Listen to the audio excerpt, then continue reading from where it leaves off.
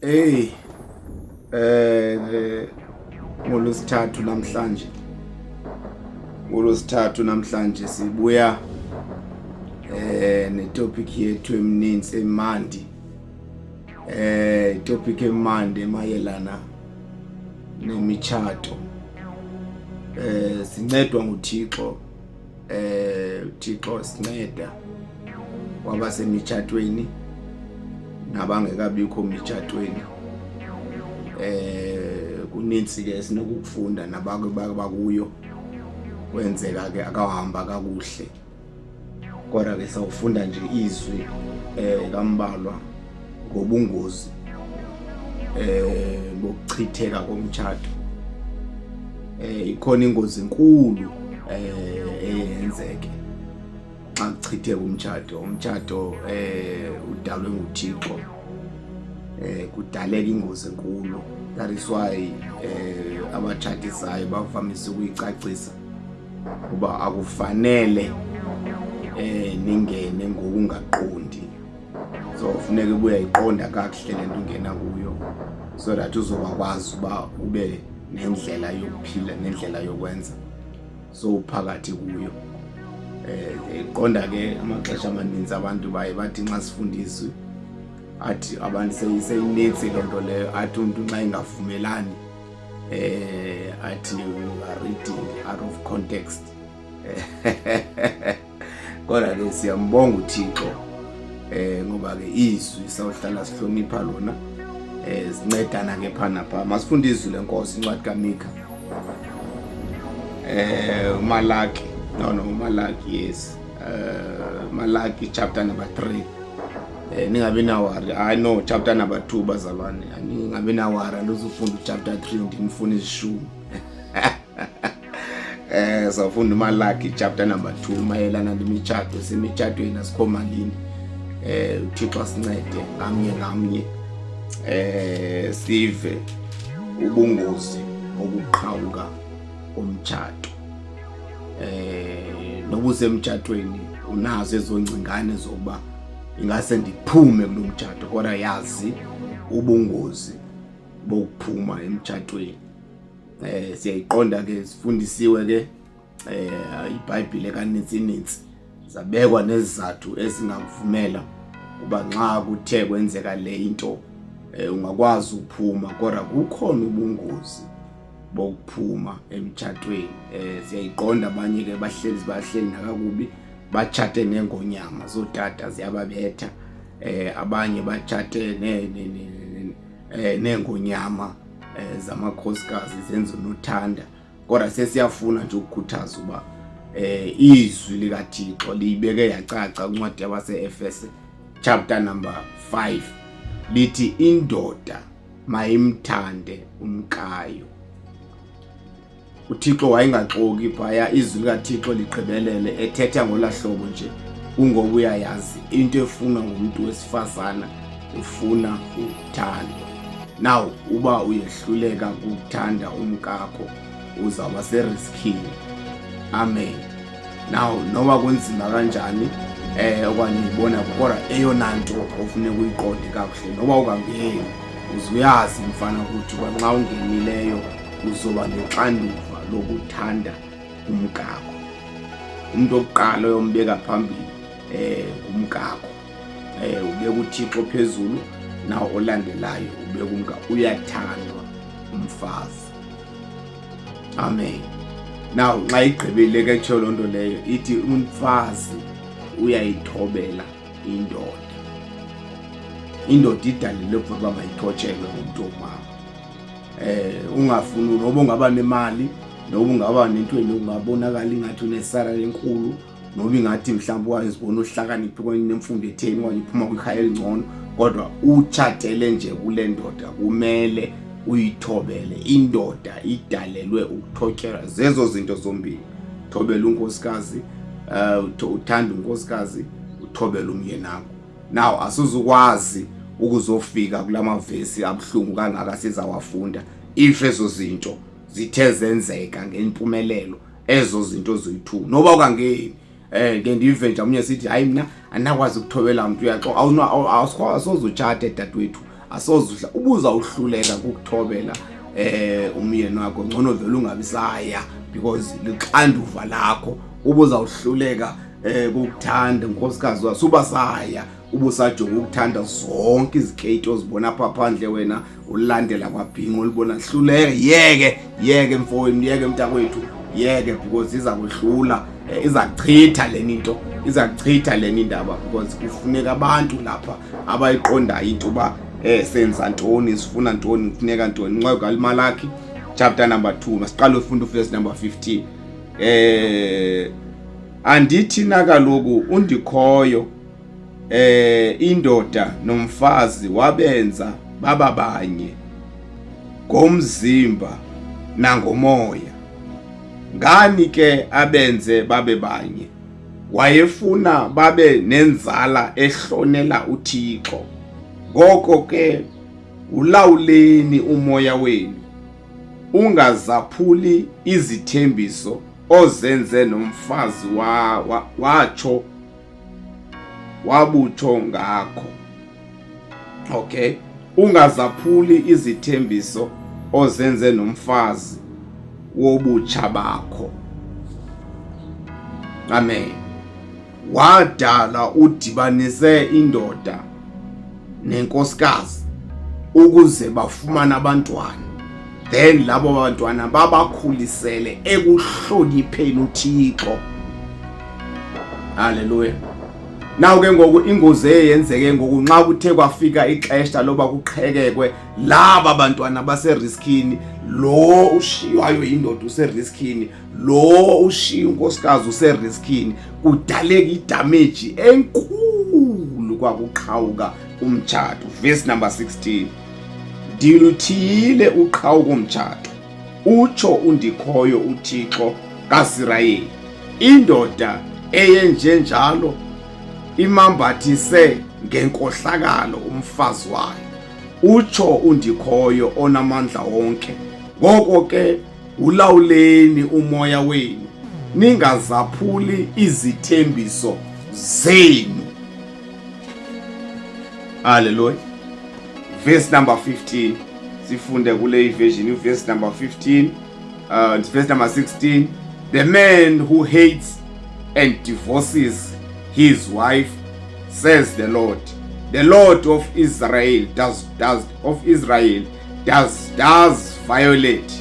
violence to the one who should protect, says the Lord Almighty. So be on your guard and do not be unfaithful. Indoda emlahlayo unkosikazi wayo. Indoda emlahlayo unkosikazi wayo, lithi iBhayibhile uyayonakala umthwalisa uhlazo lowo wesifazana. Ngaphezulu koba kudaleka idamage ebantwaneni, ngaphezulu koba kudaleka idamage kuwe wena ulahlayo, ngaphezulu koba kudaleka idamage kulo umenzela yonke lonto leyo umshiyayo, kodwa kukhona umonakalo omkhulu owenzekayo. Hallelujah. Ndiluthiyile uqhawuka umtshato, uthi uThixo ndiluthiyile. Noma inga-approve ngubani, uthi umongameli, ubishop wami, umpostile wami, ubani kodwa uThixo wabhala ndiluthiyile uqhawuka umtshato, utsho undikhoyo uThixo kaIsrayeli. Indoda eyenjenjalo imambathise ngenkohlakalo umfazi wayo. Hallelujah. Utsho undikhoyo onamandla wonke. Ngoko ke ulawuleni umoya wenu, ningazaphuli izithembiso zenu. Hallelujah. Ukhona ukulimala ebantwaneni, ukhona ukulimala kulo umshiyayo uyindoda, because kudaleka ingcwelehe enkulu emntwini osifazane nxa keshiywa indoda edivorce. Ngoba kuhambeke naye angazazi noba ndiyintombazana noba ndingumfazi, because ngoku ndikule situation ndikuyo, ndishiywe indoda, andizazi noba ndiyintombi noba that is why lithi izwi lenkosi xa ufunda kwenye ivesi lithi nxa umshiyayo umkrexezisile. Nanti ke sibone nje nangoku umuntu ohlukene nendoda udibana naye kwapho ufike edlala namakhwenkwe ubona uba Thixo idamage enkulu eyenzekayo kulo wesifazane. That's why uthi Thixo ndiluthile uqhawuko mtshato, indoda elahlumkayo imkhohlakalisile lowo wesifazane. Haleluya. Zibhlungu ke bangcwelele izinto sizithethayo. Sesiyafuna ke nawe mntana sekhaya nxa uzawungena emtshatweni uqiniseke kuba ndiyangena emtshatweni. Nxa ndizawuthatha umfazi uzuyazi uba unexanduva lokuthanda owesifazane. Masifunde ke iProverbs singapheleli nje apha emadodeni, make sive kwaba besifazane kulindeleke ntoni na kubo. Imizekeliso chapter number 31 uverse number 10, siqale from kuverse 10. Umfazi onesidima. Haleluya. Asinawuyithethelela ke imeko yokuqhawuka komtshato sithi ushiywa nje kungoba ubaleka kukuba nesidima. No, ubani nobani udlala indawo yakhe, indoda idlala indawo yayo, umama udlala indawo yakhe. Now lithi izwi lenkosi ke ngoku umfazi onesidima awu akanqabe ngoko umfazi onesidima. Kule generation esiphila kuyo umfazi onesidima akanqabe ngoko umfazi onesidima. Lingaphezulu le nakumatye anqabileyo ixabiso lakhe umfazi onesidima. Onjalo uthenjiwe impela indoda yakhe, futhi ke ayihlelelekanga nganto nxa ifumene umfazi onesidima. Isidima ke emfazini senziwa zinto ezininzi, indlela akathetha ngayo loo nto leyo imenza abe nesidima, indlela akaphila ngayo loo nto leyo imenza abe nesidima, indlela aziphethe ngayo loo nto leyo imenza abe nesidima. Ngaphezu kwayo yonke loo nto leyo indlela athetha ngayo nomyeni wakhe imenza loo nto leyo abe nesidima phambi kwamehlo omyeni wakhe naphambi kwamehlo abantwana bakhe. Ngokugqibela indlela anxiba ngayo loo nto leyo imenza abe nesidima. Uyabona ke ngoku ungajongi abanye abafazi abahlule abayeni babo bafune ukwenza unothanda, bahlula babona amadoda uba sendihleli nje kuba sendibaleka incwadi kaMalaki chapter number 2 verse number 16 lapho khona kuthiwa indoda eshiya umfazi. Kona undijongise ngehlazo lomfazi because isidima samhuqa ngaso phansi. Lithi iBhayibhile umfazi onesidima unjengelitye elinqabile, unqabe ukwedlula ilitye elinqabile. Ngamaxesha wonke lo mfazi uyenza indoda yakhe ibe neqhayiya. That is why ndithi ubani nobani nxa ethe wabamba iposition yakhe asizufika kule position yokuba kude kube kufuneka uqhawuko. Ngamaxesha wonke sibe nokumcela uThixo ngamaxesha wonke. Masifunde nakuleni version yesibili ukuze sive kahle ba ithi ngevesi Proverbs 31 sifunde from verse number 10. Iti a wife of noble character who can find. She is worth far more than a rubies. Her husband has full confidence in her and lacks nothing of value. Umfazi onesidima. Okay, verse number 12. She brings him good, nothing harm, all the days of her life. That is why when thing masiqala ke ngoku umfazi umela ithobela indoda.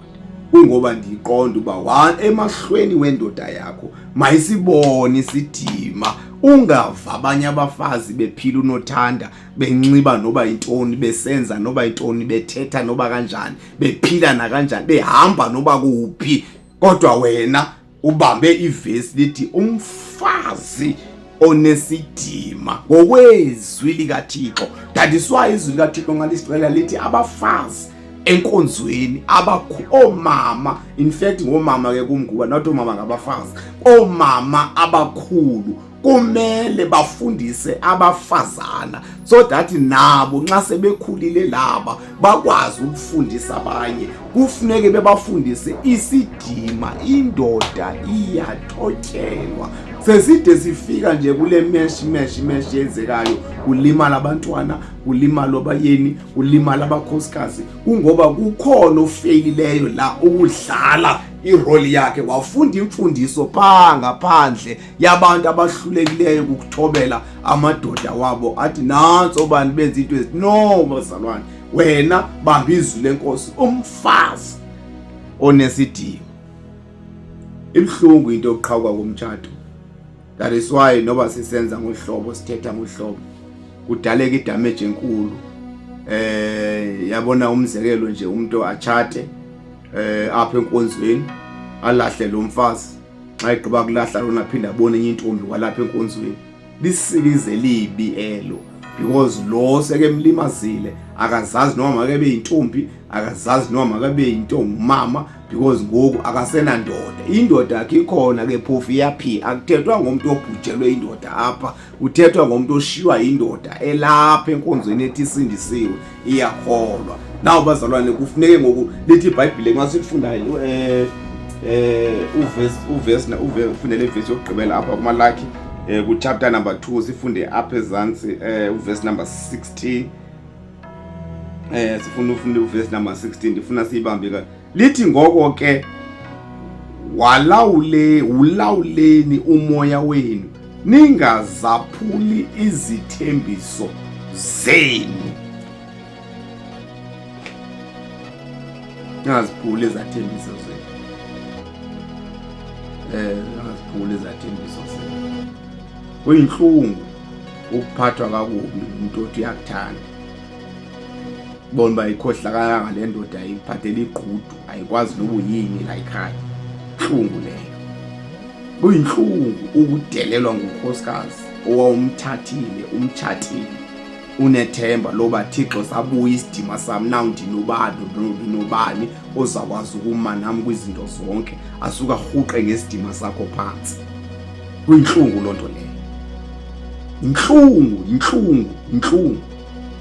yomuntu owancama konke wathi hayi ndiyamlobola umama wabantwana bami, xa ke fika yafike ahlekise ngawe. That is why lithi izwi lenkosi nxa silifundayo ngoku apha kwincwadi ke yeProverbs chapter number 31 uverse number 12, but she brings him good not harm all the days of her life.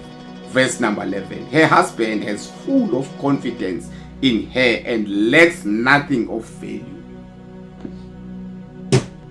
Andibonge igama lenkosi. Siyambulela uThixo. Siyayazi abantu bayafundisana pha ngaphandle.